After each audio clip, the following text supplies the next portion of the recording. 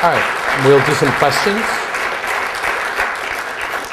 And tell me if this is true or not. Certainly in the 1990s, there were a lot of studies trying to improve biological predisposition, sort of thing. But it was interesting. I was talking with a young lady the other day who identifies as queer, and she said that there's actually a movement within the gay community to not find any kind of predisposition or biological component. Because if that's true, then there could be a medical. Exactly. That's the problem. Yeah. That's right. Well, yeah, it's been going around, but you see, so we are queer by choice, which is a great movement because it is about choice. However, if you want to choose to be gay, you also should have the right not to be gay. It's very interesting. I need to tell some people, there was a movement a while back where they actually wanted to pass a law nationally, and they went state to state, that a person under 18 years old who wanted therapy to change his sexual orientation could not, the law would prevent him from seeking professional help to diminish his unwanted same-sex attraction, even if his parents consented. In California, it passed. Then it went to New Jersey, it passed. Then it went to Virginia, it was defeated. Then it went to Maryland, it was defeated. Then it went to Washington State, it was defeated. Then it went to Minnesota, right here. Defeated. Well, but you're not going to read it in the press. If the R6 we never get to repeat. Right? Illinois, defeated. Now, how is it possible that the first two passed and all the others defeated? Because we were not prepared with our defenses. We were caught short. We didn't know what to do about it. But the way we defeated all the others is that we showed up. Who's we?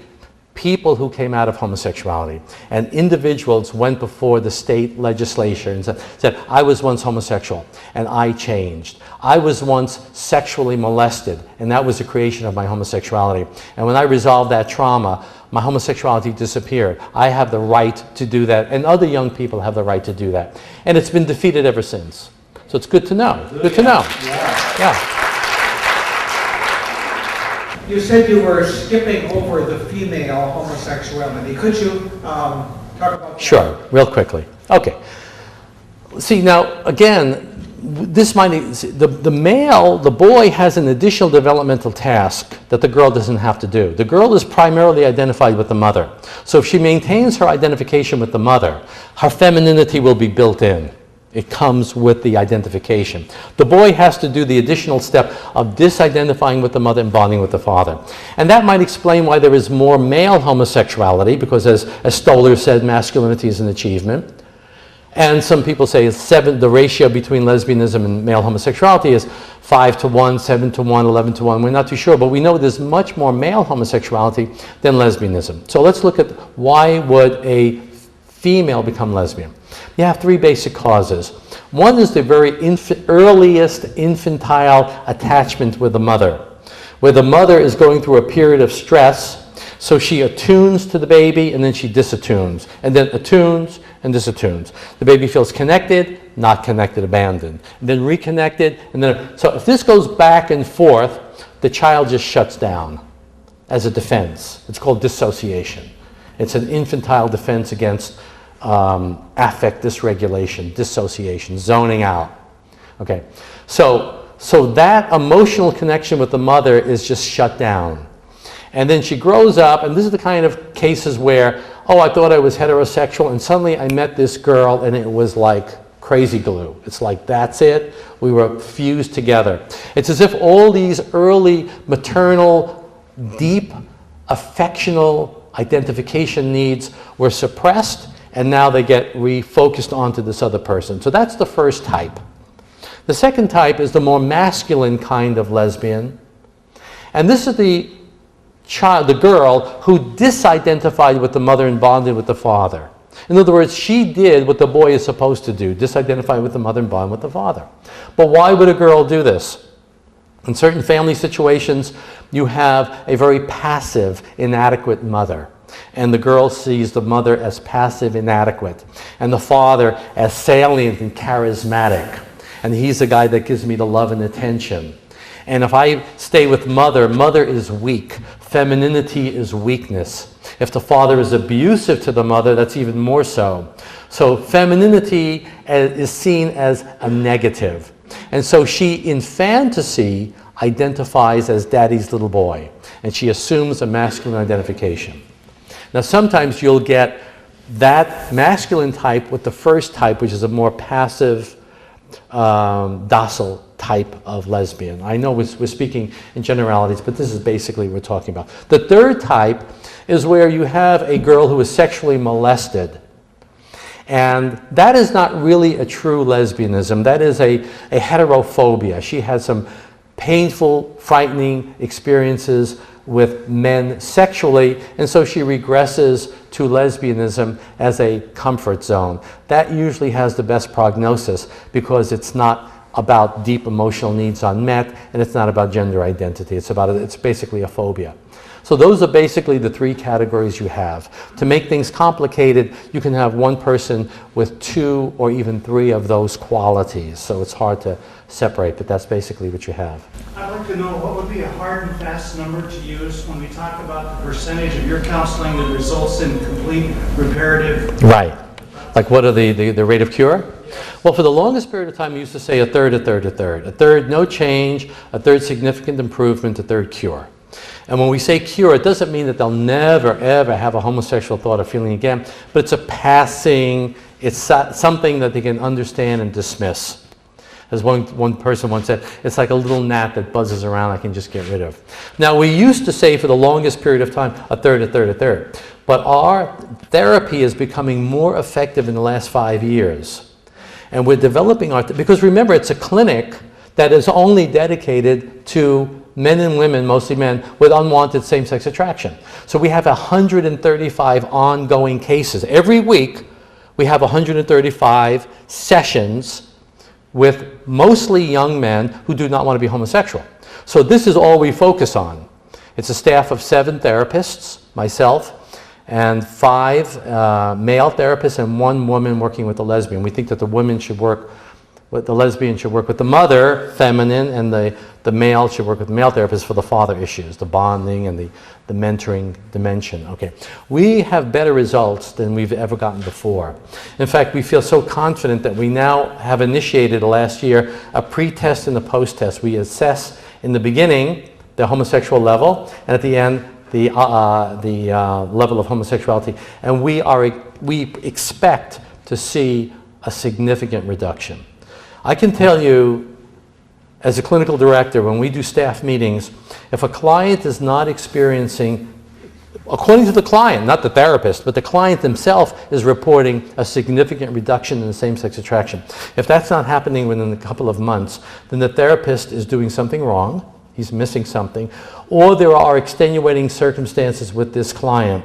Other addictions, other psychological problems that are blocking. But if he's motivated and basically healthy, he will experience significant change. I'm telling you, statistically. Can't say everyone, but we expect it. Yeah. And moving on, excuse me? I still want to hear a number. What percent? I can't give you a number because, first of all, you can't, because it's not about crossing a line. It's not like, oh, I was and I just cross over. It diminishes. The same-sex attraction diminishes, and in some, but not all cases, the opposite sex. So it's best to see it as a transitional thing. But I can tell you, the opposite sex attractions we expect now. Is there so many cross-dressers? I don't know. Cross-dressing, again, it's a gender identity problem, but it happens earlier. See, that is more really feeling comfortable. Now that's very interesting. It's good that you bring that up because most of our clients are not cross-dressers. They know they're male, but they feel incomplete in their masculinity, but they know they're male. The cross-dresser, if you speak to a cross-dresser or a transvestite, if you will, they will say to you, when I put on a woman's clothing, I feel like I'm really me. Okay, so the is interpreted as, oh, that must be your true identity, right? No, it's not. It's an affect regulator. It's like taking a shot of Jack Daniels, okay? It's an affect regulator, okay? Why? Because again, in earliest childhood, before the gender identity phase, We're talking earlier infancy. Mommy was there, mommy left. Mommy was there, mommy left. But when mommy left, she left a piece of her clothing. She left her shoe, she left her scarf, she left her dress. And grabbing these objects is holding on to a piece of mommy. So it's a fantasy infantile incorporation of the unavailable mother. That's what the is. And so they become identified with it, and when they put the woman's clothing on, they feel this relaxation. And that's the origins of it.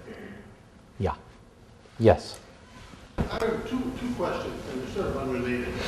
The first question is, we have pockets of our society that don't have a male role model in the children's life. Can you speak to that as far as, does that impact the young person's sexual identity? Sure. And the second question is, speak to the issue of gay couples adopting. Right. The fact that has a Sure. Okay, first question, the fact that there are not available male images, it's true, that's true.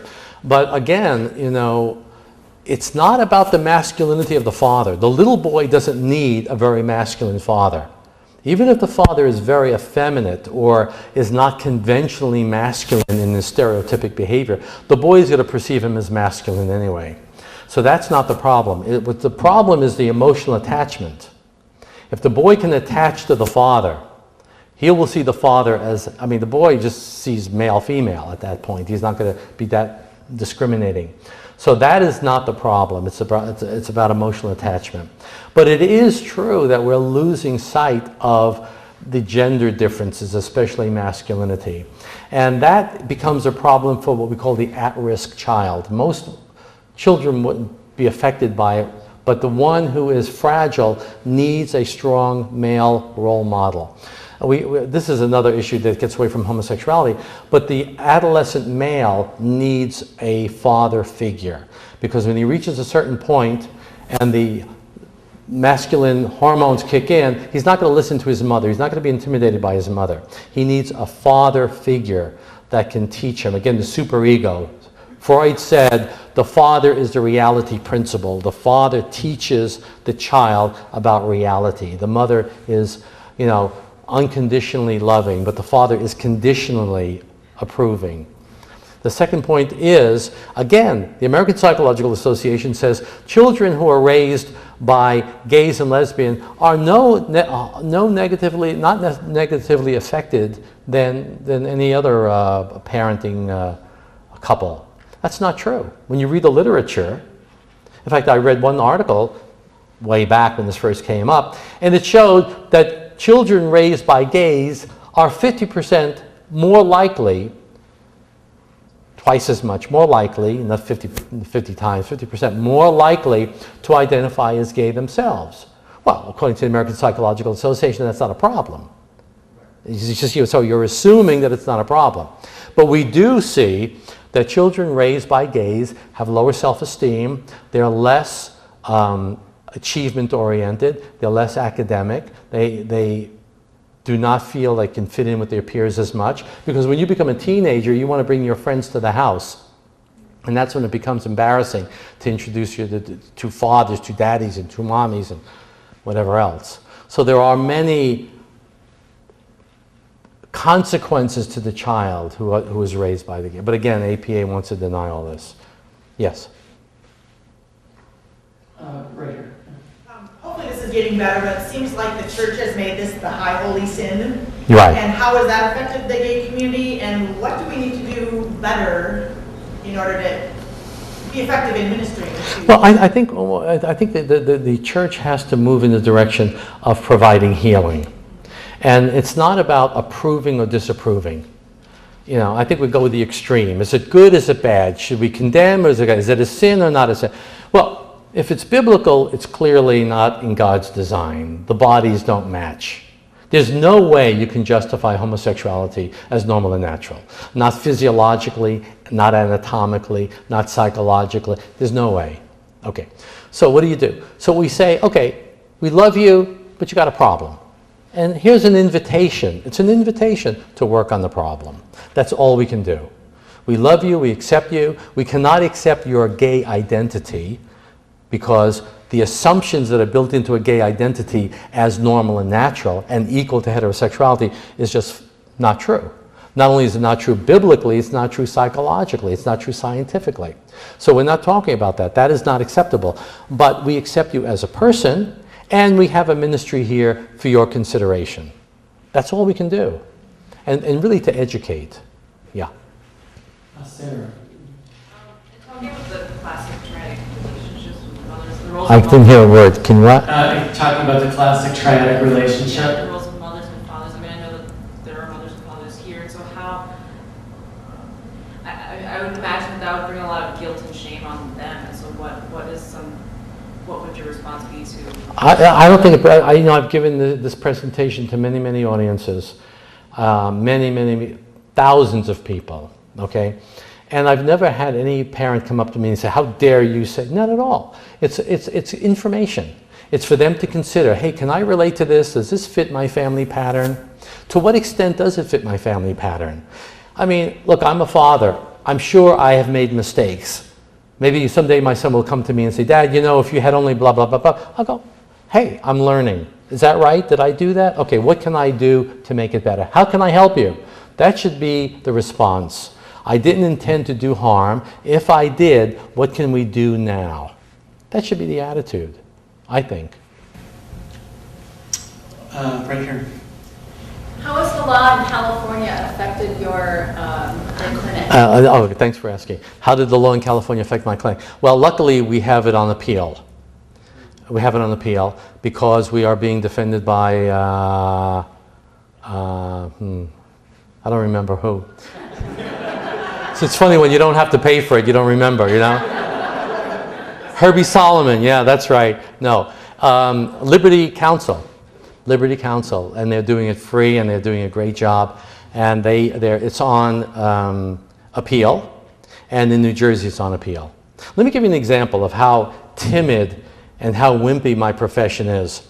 When this was up for debate, in New Jersey, Governor Christie said, I'm going to sign this bill because I believe gays are born this way. Genius, right? Yeah. Okay. So we, NARTH is a professional association, a professional mental health association. So we write a letter to the New Jersey Psychological Association from one professional group to another. We say, look, New Jersey Psychological Association, number one, in your bylaws, you say it's your responsibility to educate the public and to correct against misinformation. Number one. Number two, your governor said that he is signing this bill because he believes people are born this way, and we know there is no evidence for people born this way, and we sent them a pound of documentation. Three, you have a responsibility to correct the governor. What did they do? Nothing. Nothing. So we write another letter. Nothing. We're ignored. We're simply ignored. You know, it's amazing. We always wanted a good debate with the American Psychological Association. We're dying for a good debate. I remember when I wrote my first book, I did 350 footnotes. 350. My wife and I were going crazy. Make sure, was that Freud 1902? Make sure it's the right page. We thought we were going to be attacked. They never challenge us. They just ignore us. That's what we're dealing with. Right here. Kind of piggybacking on your question, and maybe you can help me out. It was a statement you made, and then how can we help? You can't be Christian and be gay. Right. But you only Christian and homosexual? Yeah. Assuming the homosexual does not accept his homosexuality. In other words, when I say the homosexual, I'm assuming, and it's just an assumption, that he has these attractions, he has these feelings, but he doesn't want to accept it. It's not part of his identity. And that is a Christian, fine. Like we all have struggles, we all have sins, we all have challenges, of course. And that's just a different, one of many. So that's what, but gay is different. Gay is assuming this is who I am. This is normal and natural for me. I am gay. And that's a world of difference, but it's such a subtle change that people don't even notice it. So it's the difference between the church that's accepting versus the church that's accepting and affirming. I'm going to accept you, I'm going to embrace you as a child. Sure. But we don't accept your gay identity. We do not accept that your same-sex attraction is normal and natural and part of God's design. It's contrary to the natural law, simply. I mean, biblically, there's a foundation, but as a Catholic, not only biblically, but even the teachings of the church have consistently rejected homosexuality. All the great religious traditions, we're not talking about Christianity, all the great religious traditions have always rejected homosexuality. All the cultures in Western civilization have never seen homosexuality as equal to heterosexuality. Only now, for the first time, we have gay marriage. This is the first culture to accept gay as normal and natural. We're going to see what happens. I mean, sometimes people don't recognize the revolution that's happening right there. They can look at a revolution 5 years, 10 years down, but when it's happening, we're oblivious. But this is what's happening. Okay. Amanda? Well, kind of piggybacking on what they said, I think there's probably a lot of us in here that are part of the church that would love to help, like a laity, unlike yourself. But at this level, is there a curriculum, or how would you advocate for the church to equip their parents and even the children at the various age levels? Like, how can we help them? I think we have this church is a great example of an active ministry. There's a great ministry here. Get involved with the ministry. These guys are reaching out and helping and educating from a Christian perspective. It's a beautiful ministry from what I've seen so far. It's one of the most dynamic and well-run Christian ministries for homosexuality than I've ever seen. Really. Then again, I haven't been around much. No. Sorry. No. Don't say piggyback again. This must be the Midwest. No. What would you say to a new mom and dad who approach you with their new baby boy? What would be your top 2 things to tell the mom and your top 2 things to tell the dad to help them prevent same-sex identity? Sure. And would you do it for the baby girl? Yeah. Well, basically, I would say respect the gender. If it's a boy, see him as a boy. Don't see him as a neuter. See him as a boy. These messages are amazing. The disapproval, the mother's disapproval of the boy's masculinity is conveyed non-verbally. Let me give you an example. I was working with a man about 30 years old in therapy with me. Finally, after 3 years of therapy, he goes on his first date, Saturday night. So Sunday morning, the phone rings. It's his mother. Tony, where were you? I called you last night. You weren't home. It's like the guy has to be home, right? As we used to say, watching Lawrence Welk, right? Okay. Well, he said proudly, well, Mom, I went on a date. And the mother said, oh. Just the way she said, oh, collapse, deflation. Oh, like, oh, really? Instead of, oh, it's oh. Just the tone, he knew Mommy's disapproval. And that's the subtle things that we're dealing with here. So to get back to your question, make the boy feel like a boy, make the girl feel like a girl. In the infancy, of course, the early attachment to the mother. But about 1.5 to 3 years old, the boy starts to make the transition. Mother step back, dad get involved. And I have found that the mothers are more likely to be cooperative than the fathers. It's the mothers that bring the boys to therapy. It's the mothers who are ready to read the books and do all the work. It's the fathers that are, oh yeah, but they don't do it. They don't do it. Okay. Right here. Oh, by the way, I said in 1991 in my first book, fathers of homosexuals had poor relationships with their fathers, and I've never seen an exception to that. Yeah. What do you recommend for single mothers? Yeah, for single mothers, now for a boy, again, if it's an infant, but once you get to about 3 years old or something, you want to get a father figure, an uncle, maybe your brother, maybe your father, a coach, some guy that can take this boy and really make him feel good, because mothers cannot do it. Men make men out of boys. Mothers make babies, but men make the babies into boys. And you can't do it. So you want to get some salient guy who makes your son really feel good about being a boy. Yeah. Right here. What do you say to the 2% of the population that's gay? The 98% of the population is not struggling with same-sex attractions. Right. Right. How come they are so successful at their heterosexuality? Well, when you say that, that's exactly the point. This is why I say to be gay is to be anti-intellectual. No, think about it.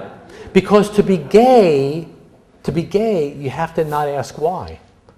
Now, these guys tell me, if I'm sitting around with my gay friends and we're talking and you never say, hey guys, excuse me, why are we gay? That's a party poop. You're going to kill the party. You do not ask. So you just assume, I'm gay because I'm gay. Because I did a radio show in preparation for this. This conference, they wanted me to do a radio show, and one guy called in and said, well, you know, when did you decide to be heterosexual? Well, I didn't decide to be heterosexual. My body was designed to be heterosexual. I didn't make a choice. I just kind of followed it along. But something has to knock you off kilter. It's been almost 40 years since the American Psychological Association, the American Psychiatric Association normalized homosexuality. But in those 40 years, not one respectable model of child development has been proposed that is normal and natural and ends in homosexuality. The fact remains, if you traumatize a child in a certain way, he will be homosexual. If you do not traumatize a child, he'll be heterosexual. So to be gay, you're not supposed to ask why. Because you have to keep the myth going. Can I just comment on that? Van Ardweg. Van den Ardweg, sure. The battle for normalcy. Sure. And he says, every person on the planet has an overbearing mother, for lack of a better term, and a distant father. Yeah. And the difference was peer relationships. Well, that's where we differ. I know Van den Ardweg very well. We spend time together talking. He's Catholic. Are you Catholic? No, he's Catholic. It's a circle. Anybody who mentions Van den Ardweg has to be Catholic. The book was given to you by a Catholic, no doubt. It's a small circle. I like the idea. Can you just say? Yeah, but I disagree with him. Well, I thought for me it was a very helpful piece in Yeah. my healing for homosexuality. Yeah. Speak to that. Why we differ? Okay. Now, you're talking about yourself? Yes. So you think your injury came from just peers? Well, no. He says. I know, yeah. He says, overbearing mother, a distant father does not homosexual make. Right. He says one of the predominant factors is Peer rejection.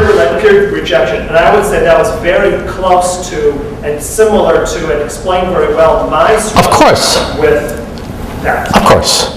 Good. Because peer rejection happens at 6, 7, 8, 9, 10, where you had more consciousness.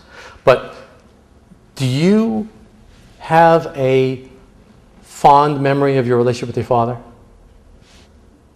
Vaguely, no. Vaguely, no. Thank you. Next. You understand? No, I mean, this is amazing because I do this all the time. I give the conference, and I know this is like, a guy raised up, Dr. Nicolosi, I'm gay, and I had a great relationship with my father. Oh, really? Give me a memory. Well, he accepted me when I came out. Yeah, because he didn't care. He accepted you. They have no memory. They have no memory. I'll give you an example. Why it goes back to the parents. I had a colleague of mine who does reparative therapy, who should know better, came up to me and says, Joe, he says, you know, there's a contradiction in your theory. I have a client who had a great relationship with his father, but his problem was with the peers. Oh, really? Tell me more. Well, this client would come, he would get beat up in school, the kids would harass him, and he'd come home and he'd tell his father, and the father was very sympathetic, and he was crying to his father, and then the father would cry too, and the two of them were crying. Right? Well, I mean, if you're crying and your father cries, then we're both victims, right? So the father is perceived as weak. What would you do if your son came, yeah, come on, I'll teach you self-defense, let's go to the school, let's see what we got to do, let's be proactive. You say, their fathers are absent. I don't know how many fathers are sitting here, but there's absence. Okay, okay. And you're more accepting of your son? Of all my children? Yeah. In general, I would project myself as leaning toward being their friend rather than... Right. Right. Okay. Now, are you saying that you have a gay son? Actually, yes. Well, I mean, you set it up that way, so I just assumed, you know. I mean, I'm not, you know, I just thought that was implied in what you're saying. No, it wasn't. Oh, it wasn't implied. Okay. Okay. But if you had a gay son, I would turn to him and say, what's your memories of your father? Because I've done this. I've had fathers come in and say, look, I've been a great father. I don't know what the problem is. And the kid says, no, you weren't, Dad. What do you mean, no, I wasn't? And for the first time, it comes out. Dad, you weren't there for this. Dad, you never did this. Dad, you never did that. And the father's like, oh, is that important? Yes, it was important. So you got to see his perception. See, that's what really does the damage. The child's perception of the father. That's what's important. Yeah. There. Series of books that have come out in the last few years. That's just slightly off to the side. The Shades of Grey, all of that. The sadomasochism, the more nuts, more craziness of the culture. More nutsiness of the culture. Do you have any take on that? Though? Yeah, there's more, yeah. Yeah, because it's just a sick culture, and anything that's weird that people are going to go into, all right? But basically there is more exotic sexual practices in the gay population compared to the heterosexual population, which is not to say that every heterosexual is a perfect example of healthy sexuality, but there are issues there too. And if you have a heterosexual who's into kinky sex, you have to look at his relationship with the opposite sex parent. If it's a guy who is into inflicting pain or whatever the fantasy is, look at his relationship to his mother. That's simply that. I mean, does something happen where you're learning about love and then get pain? Exactly, exactly. Pain equals, I'm working with a guy again Thursday. Today is what, Friday night? Thursday night, last night. His fantasy is being abused, physically abused. And he said to me, I'd rather be abused than to be ignored. And that's true. Because remember, for a child, to be ignored is annihilation. To be ignored is to not be seen. You're non-existent. That feels like what we call abandonment annihilation. That's the worst. So getting negative behavior, negative response is better. At least I feel alive. At least I feel connected. Yeah. But also there's a fear built in which gets eroticized. See, it's a strange part of human sexuality that fear can up the sexual charge, and that gets very addictive. That's why you see more of that kind of behavior. I'm going to start with kind of a statement that I have. Maybe I'm erroneous in my thinking and making these statements okay. Comes up in conversation, but say, I'll see it in my church. There's a gentleman who acts much more feminine, and the church staff is going, and he may not be. He may not be. Why is the church saying that? And why are we calling feminine men gay or feminine boys gay and masculine girls lesbians when they're little? We've got to stop doing that. Is that a question? It's my statement. I'm feeling intimidated. But I may be erroneous in that, and if I'm well, the fact is there is a correlation. Not 100%. Not 100%. But there is a correlation that more effeminate type men might deal with homosexuality, and more masculine women might be lesbian. Not 100%, but there is people tend to generalize, you know. And certainly the very effeminate little boy, if something is not done, again, 75% predictor that he might be.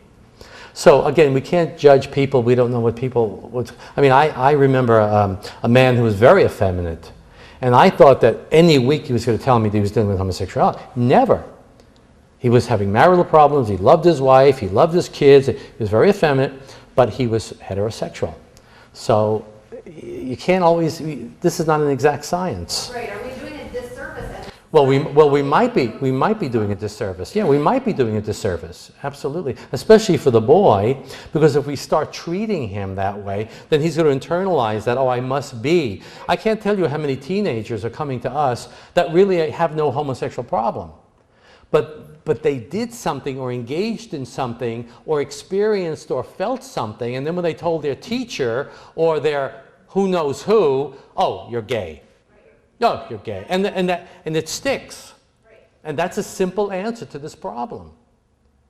So that is, it could be a disservice, yeah. You had a question, John? Yeah, I was wondering if a young person has gay sex once, does that start a cycle of gender confusion that could go on for years? Yes, it could, but not necessarily. Not necessarily. So it depends on how he was perceiving himself. It depends on how that event gets integrated into a self-identity. See, self-labeling, self-identification is a very important part of this. When what are you telling yourself? What is the statement you're telling yourself? When you remember the time that you were involved in that sexual experience when you were 12 years old, what were you telling yourself? And that often determines, this is self-psychology, self-identification. Homosexuality is an identification problem. We said it's a gender identity problem, but more fundamentally, it's a identity problem. And gay is a false solution to an identity problem. Oh, I'm gay. Oh, so first I have a problem, and I solve the problem by giving it a lie. I superimpose a lie over the problem, and that solves the problem. And you expect the rest of the society to accept that. Otherwise, we're homophobic. This is crazy, right? Right. One other thing. When you're doing your counseling sessions over time, do you find that there is a... I'll bet you're a therapist. Are you a therapist? No. Okay. Investment counselor. Investment counselor. Therapist, yeah. Looks like I got some Ford stock. Should I sell? I just want to know. No, go ahead. So when you're doing your counseling sessions, yeah. Do you find that there is a common turning point in dealing with these young men struggling with it? And what might that be? Well, in the beginning, their motivation is very important. The ones who come in and say, I do not want to be homosexual, then I know we have a good prognosis. If the kid is basically healthy and motivated and does not like his homosexuality, that's a very good prognosis. That's one variable. The other variable is his ability to make close male friendships and to push out of that anticipatory shame posture. See, when I started this work many years ago, I didn't know what I was dealing with. And the homosexually oriented client would come in and he'd be like self-conscious and sit down, didn't know what I want, blah, blah, blah, blah, blah. And then he'd leave, and then the straight guy would come in, he'd come in, he'd plop down, he'd talk, his problem, he'd get up and leave. Then the next homosexual come in self-conscious. I say, well, there's something about the posture here. There's something, that was called the anticipatory shame posture, because he was traumatized from the rejecting father and the rejecting peers, and in part the rejecting mother. Part which had to do with his masculinity. See, the masculinity had to be left out of the mother-son equation. So it goes way back. So there's anticipatory shame posture. That sets them up to eroticize. Sets them up to eroticize. Because if you get rid of the eroticization, I just see him as a guy. And we've done this. They'll look at a picture and they'll get an arousal. From 0 to 10, how strong is the arousal? 8. Okay, fine. And we do a technique which I don't want to, it's a therapeutic technique. We bring down the arousal. He looks at the picture, he feels no arousal. Then he starts noticing, oh, look at that guy's expression. He doesn't look very happy. I wonder if they were paying him for taking this picture. I noticed the background. I wonder if that was in his house, or in a motel, or what. See, they go beyond, they make it human. The picture becomes alive. He is a person. See, when you make it a person, you can't make it a sexual object. To make it a sexual object, you have to forget he's a person. That's why you have anonymous sex. Guys will tell me, don't tell me your name. Let's have sex, goodbye. And you get to see, he was a great guy. You get to see him again. Oh no, I don't want to see him again. See, I don't want to make it personal, because if I make it personal, I lose the arousal. That's why gay relationships don't work. They get bored. Because it's, after about a year, first it's Al. Then after about a year, it's Al. Makes all the difference. We'll take a couple more. Did I offend Al in the audience? I'm sorry. We don't want you to feel unloved. No. I have 2 questions. Always 2 questions. What is your average length? The quiet ones finally to come out with 2 questions, all right? She's been holding it all night. What is your average length of therapy? About 2 years. 2 years? 2 years or until they run out of money. Now, what was that? Often adolescents I brought in like parents that I found, and they don't want to be their adolescents. So Yeah. How do I deal with the adolescent who doesn't want to be there? Yeah. Okay. Now, sometimes, I would say 50% of the teenagers that are brought in by parents want to change, 50% are motivated, and the other 50% do not want to change. So what do we do with the ones who don't want to change? Okay. We say to them, okay, if you don't want to change, then that will not be our therapeutic goal. We're not going to work toward changing you. And they feel relieved. Suspicious still, but relieved. Because they don't know what's coming, right? I say to them, we're not going to try to change, but are you interested in understanding why? Now, some of them will say yes.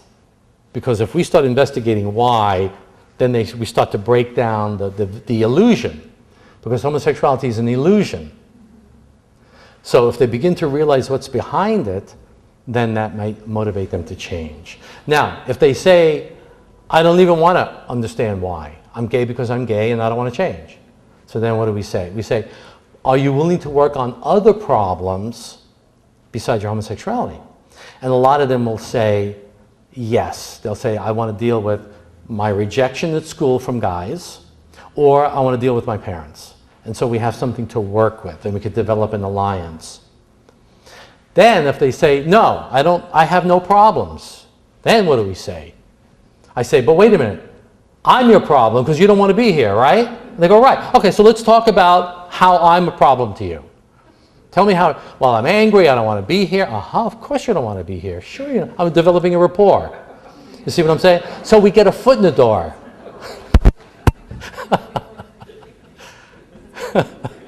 You see Jackie Mason, he does a lot of that.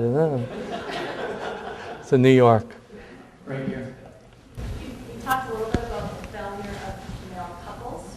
Right. You talked a little bit about failure of female couples. Well, it's interesting because the problem with female couples, lesbian, is they become over-enmeshed. They become over-enmeshed. They become over-identified with each other. And that can become a problem where they lose their identity to the relationship. So that's basically a problem. And there's a lot of domestic violence with lesbians because of the enmeshment, because of the wanting to be separate, wanting to be connected, but wanting to be separate. It's a very, see, it's like an infant-mother relationship. Okay? Yeah. So when you have a little girl that's born and does seem to be like harder to bond with, Yeah. and doesn't Yeah. bond to other girls, Yeah. and by the time you're a toddler, you can see we're going to have Right. Right. and you embrace and celebrate and love and do everything. Yeah. What do you do now? Well, I would wonder, how old is a child? Almost 22. Oh my God, well, 22? And she's lesbian? Yeah, pretty much. Does she want to change? That's the problem. That's the problem, because they tend not to want to change.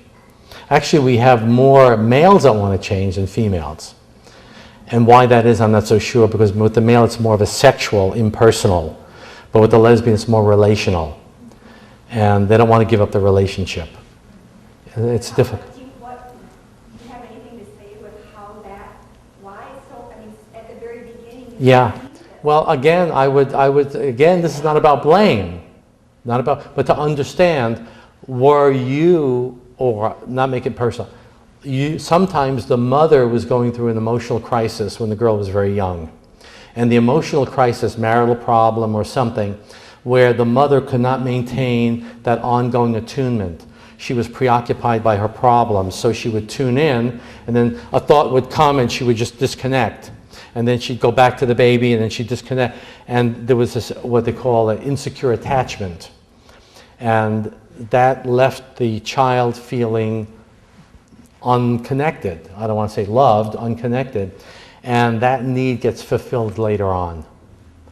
That's all I can tell you. This is not about blame, I'm just telling you what the pattern is. Because it's an attachment problem. It's an attachment problem, yeah. Yes. Last question.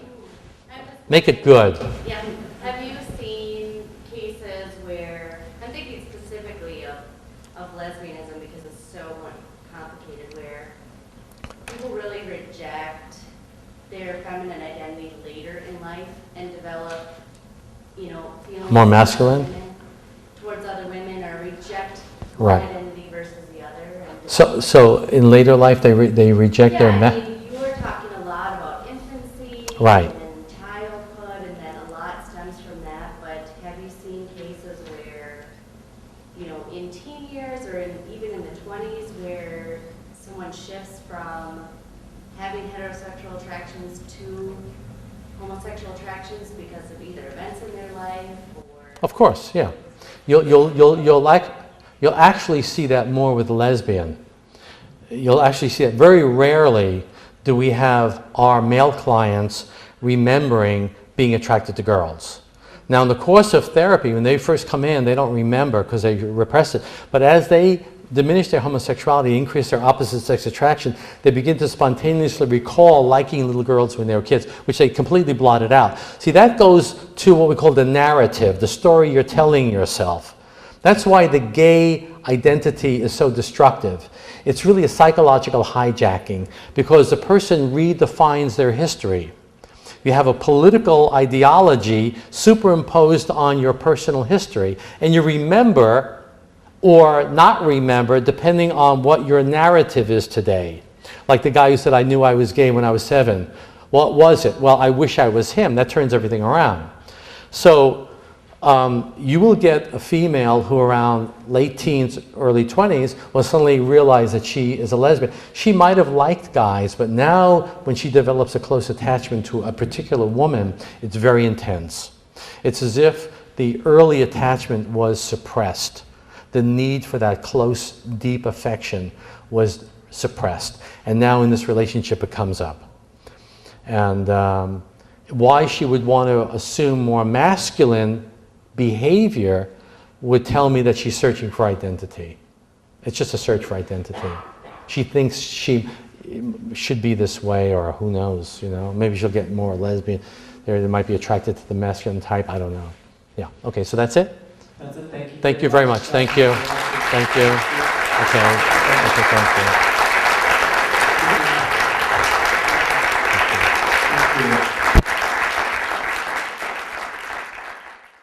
Well, I want to thank you all for coming. We'll just dismiss. Yeah, give Dr. Nicolosi another hand. It was really, really wonderful.